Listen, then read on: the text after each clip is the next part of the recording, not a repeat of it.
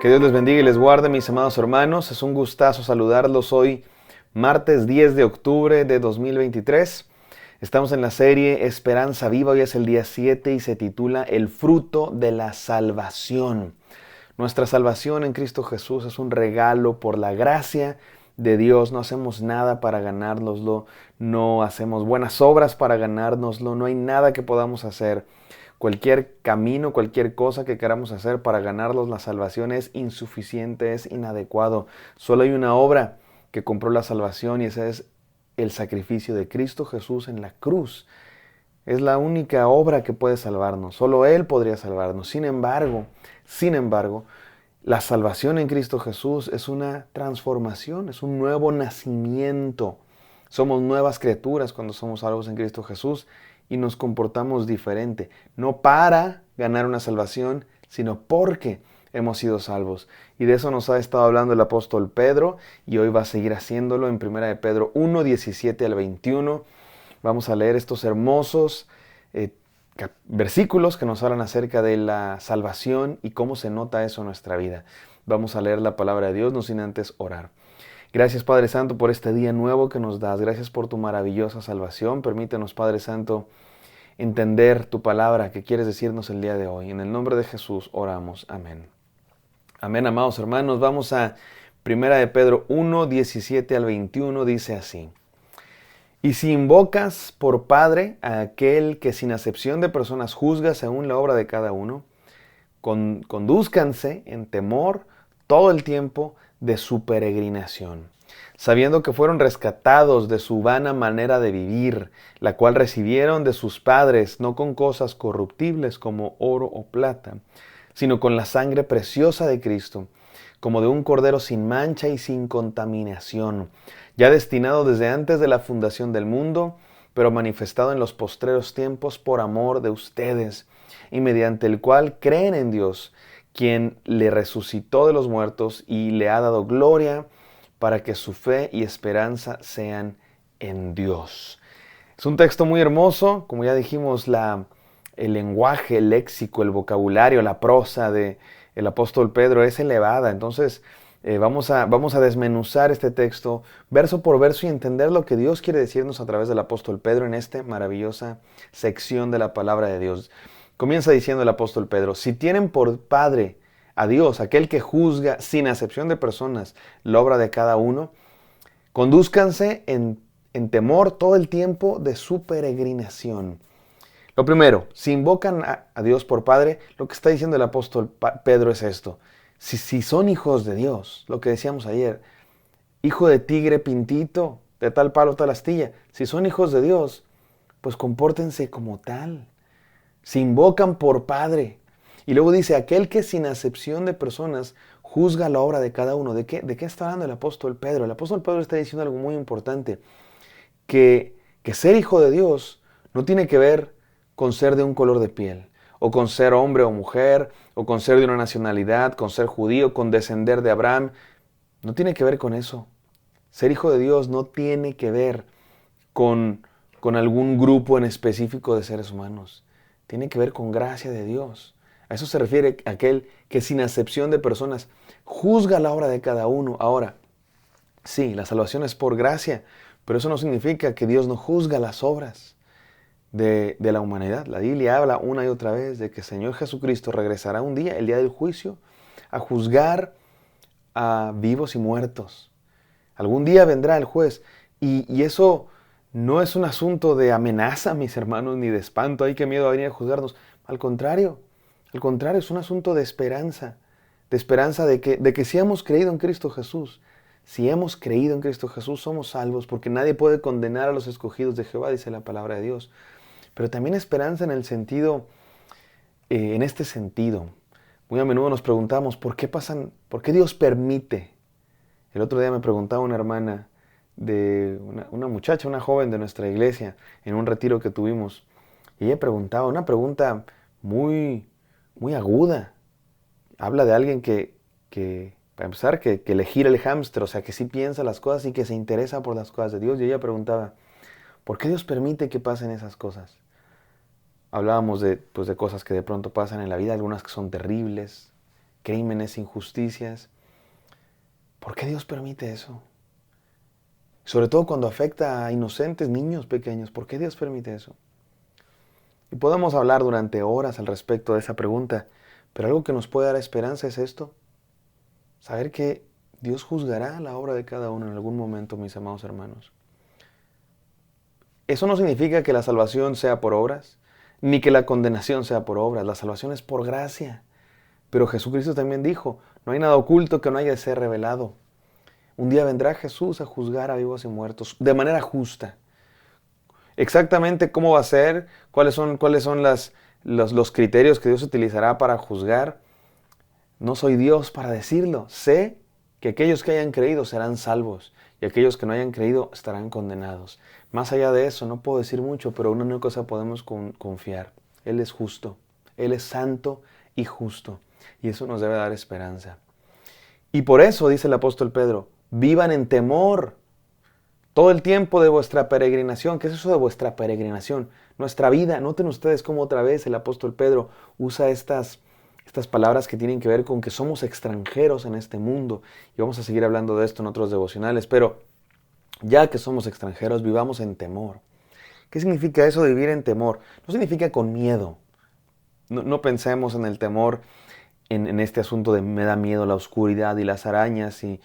No tiene que ver con eso. Tiene que ver con una conciencia muy clara de que hay Dios.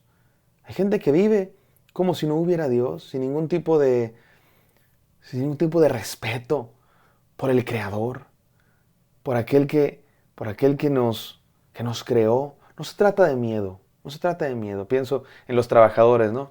En una empresa, no está el jefe, no hace nada, no están ahí comiendo palomitas, no trabajan, están jugando, platicando, viendo películas. Llega el jefe, todos se ponen a trabajar, ¿no?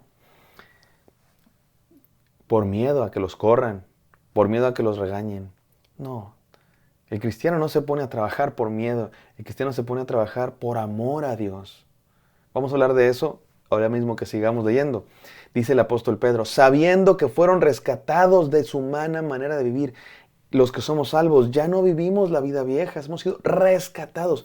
La palabra rescatados es literalmente la palabra redimidos, que significa que éramos esclavos y alguien nos rescató. Alguien pagó el rescate de nuestro secuestro, de nuestra esclavitud. Nos ha rescatado de esa manera de vivir. La manera de vivir sin Cristo, mis hermanos, es esclavitud, es secuestro. Estamos esclavos, secuestrados por el pecado.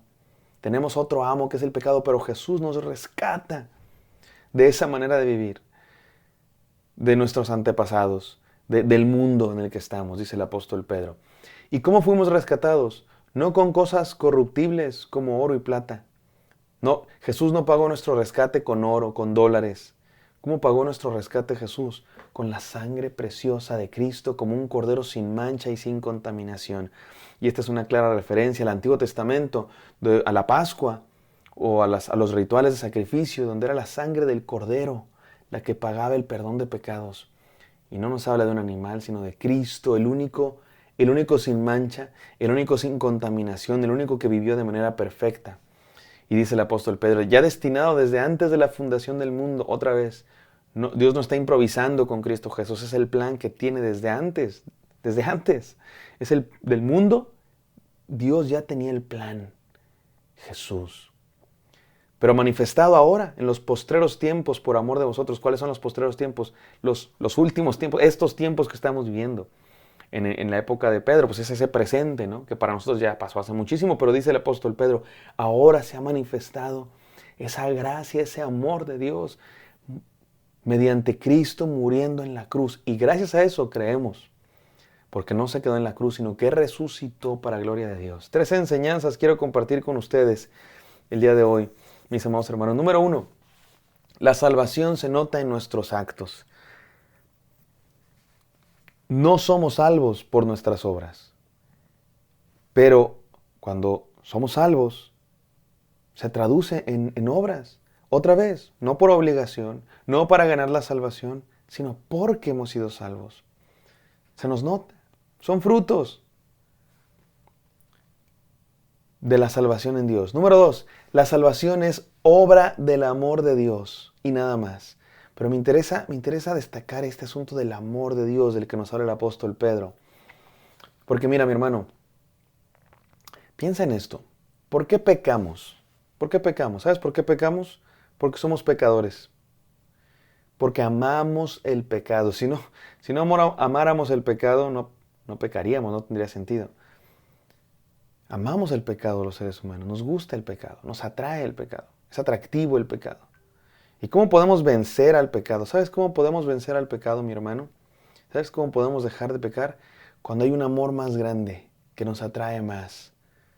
Ese es el amor de Cristo. No se trata de que te esfuerces, no se trata de fuerza de voluntad, no se trata de que disciplines.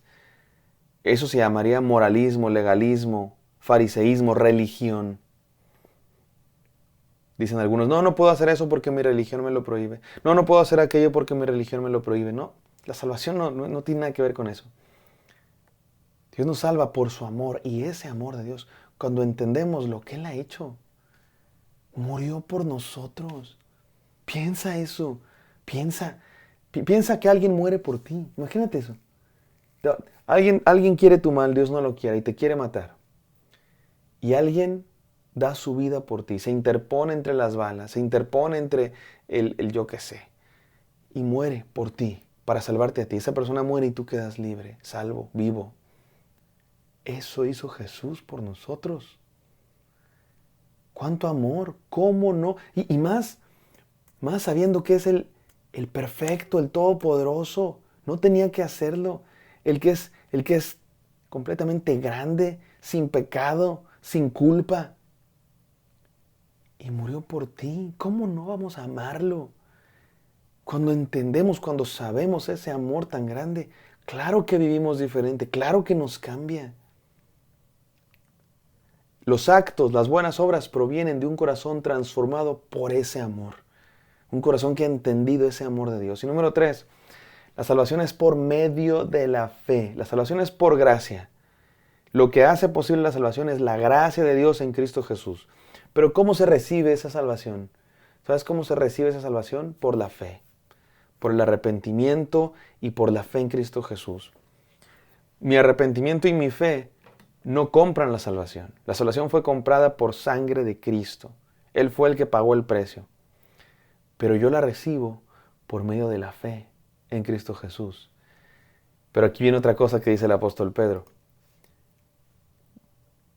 Cristo Jesús, que ha sido manifestado en los últimos tiempos, versículo 21, mediante el cual crees en Dios. Ni siquiera la fe es obra nuestra. No es que, ay, qué inteligente que creí en Dios, por eso salvo. No, la fe también es obra de Dios. Gracias a Él puedo creer. Por mí mismo no podría creer.